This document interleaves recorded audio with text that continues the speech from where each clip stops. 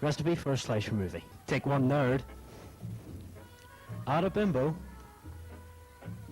2 spoonfuls of jock, 1 cup of smart chick, and 1 gram of psycho killer. Just add blood and stir thoroughly. Well, I'm Mrs. Royce.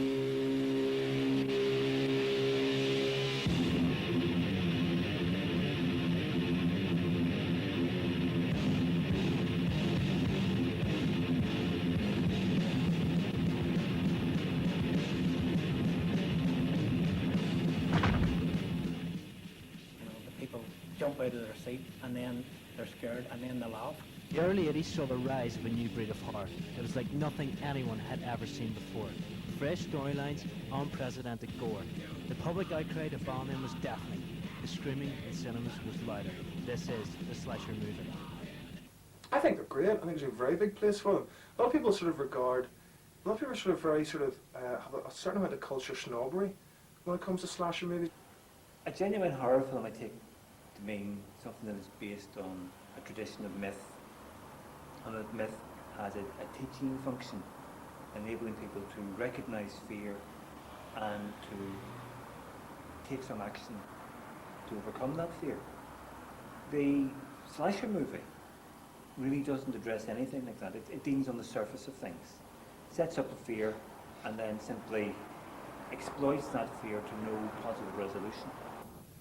You can't put meaning into something that is essentially so immediate. It's fear, it's all about jumping in your seat.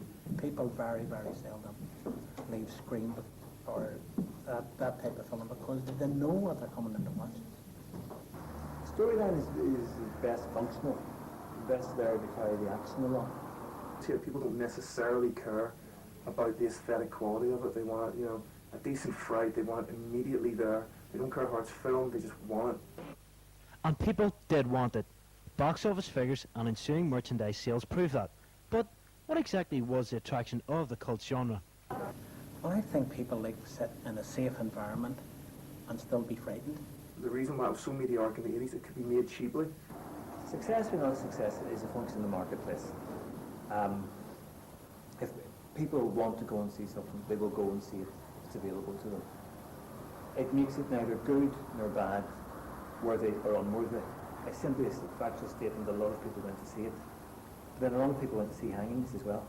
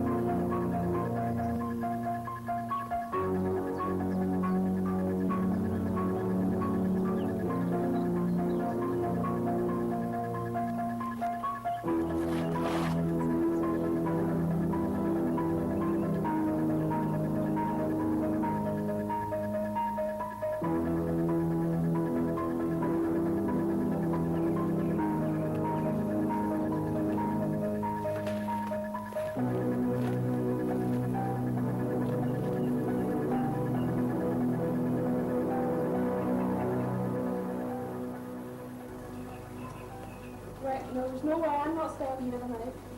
I'm not losing that before the time bet. I'm going to find somewhere to stay. You come with me? No, I'm not. I'm staying here with Anna. I reckon you're right. I'm not staying here neither. What's the size of this place? Well, couples would be about 60% of the audience, and the people who would come on their own, the singles, would be mostly young men.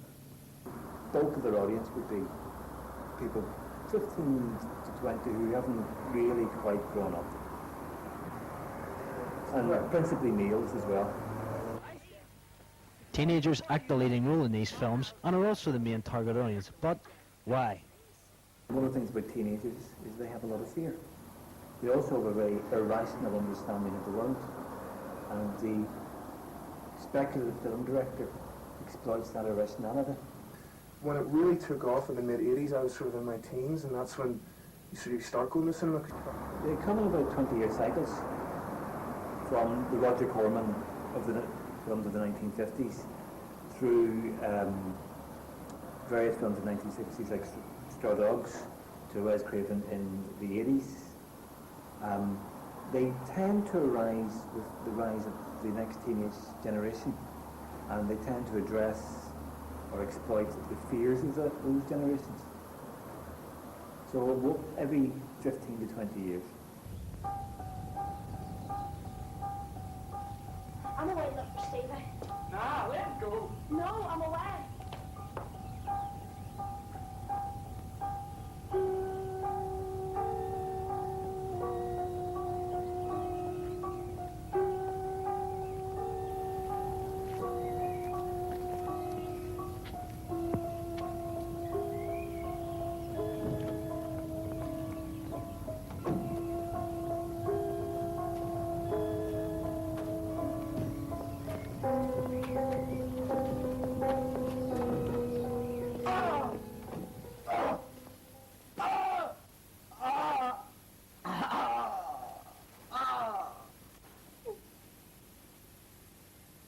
There are some genuinely great slasher movies. I mean, Halloween, for example, is one of the greatest horror films ever made. A genuinely chilling movie. John Carpenter's Halloween was released in 1979. Killer Michael Myers thrilled audiences, and a masterful one-take opening sequence earned the respect of critics worldwide. It was the original slasher. Friday the 13th was the first addition to the cult genre. It featured the nucleus of the slasher recipe that would be the making of a decade of horror classics. However, the critics were no longer so impressed. Some critics dislike them in the sense that they do have that cultural snobbery, and it's just they regard as being brain-dead viewing. Some of the 80s biggest other slasher films included Nightmare on Elm Street, Hellraiser, and The Evil Dead. Despite their popularity, reviews along the way were less than complimentary. Horror films are sort of a fairly select market. You know, they're the sort of films that you like or you don't like. The slasher was not a respected genre. I think they dislike them because there's really nothing too complicated about them. They are very basic. But I see nothing wrong with that. I think there are examples which are completely awful films. I wonder where Linda is. Steve's been going on a brave bit now too. I don't like it. I'm going to find him. But I'll stay here in case I come back.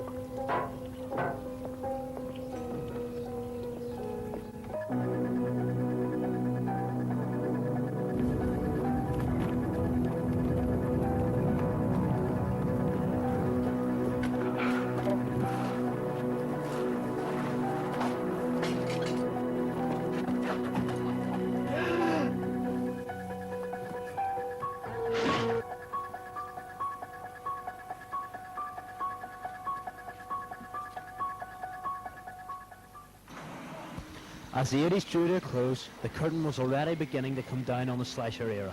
In a bid to recapture flagging attention, makers added more blood to boost poor and unoriginal sequels and cheap spin-off series. This scene from Nightmare on Elm Street Part 3, Dream Warriors, in which Freddy causes an aspiring actress's rather ironic death, was strangely prophetic. It wasn't long before the slasher became void. Krueger and Crowe's future in film was terminated.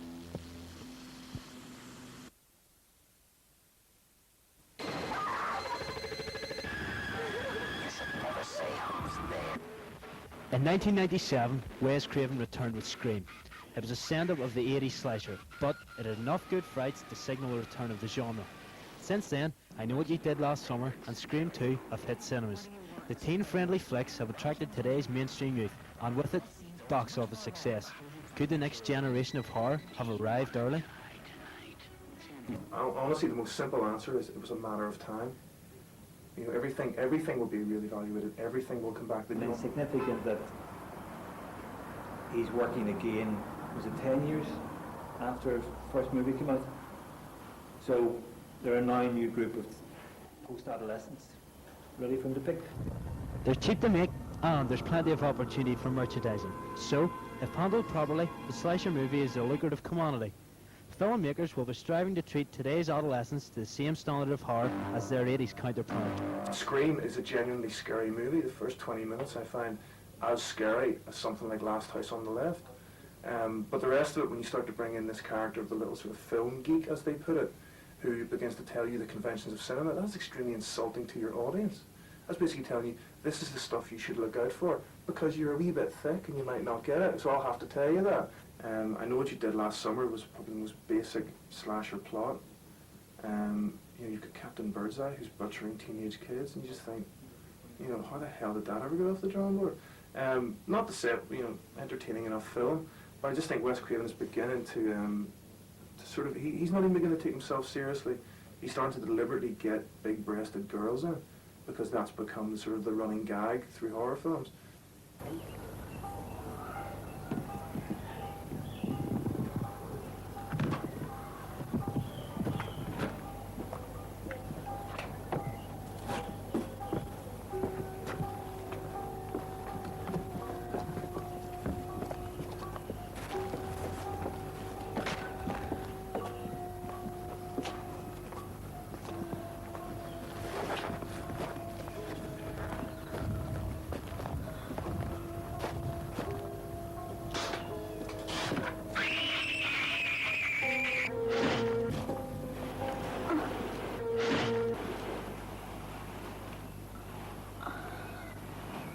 With Wishmaster, Halloween 7, and I Know What You Did Last Summer 2 due for release, and Scream 3 in the pipeline, it's just like old times. But why so many sequels? The film companies are in the business to make money, and so long as the people are coming to see the sequels, they'll keep turning them out. That's how he earns his living.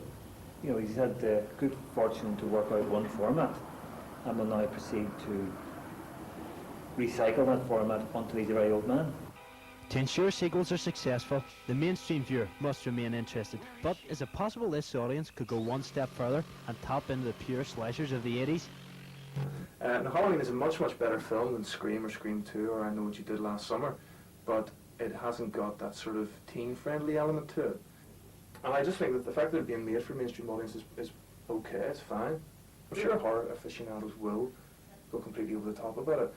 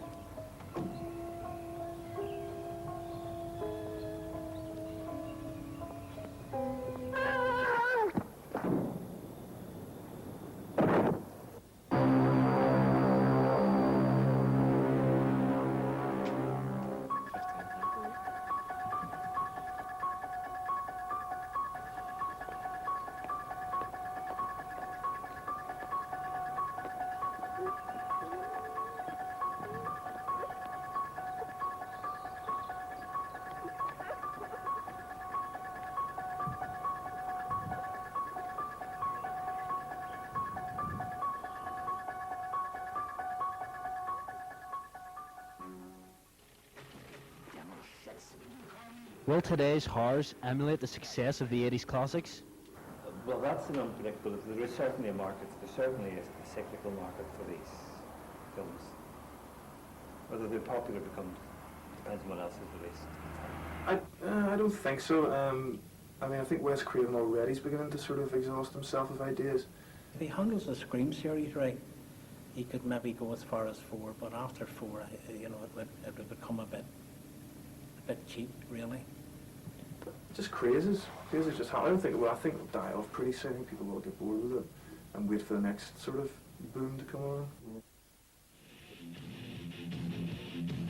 Whether or not the mainstream viewers stay or go remains to be seen. Unlike filmmakers, the hardcore horror enthusiasts don't care about the outcome.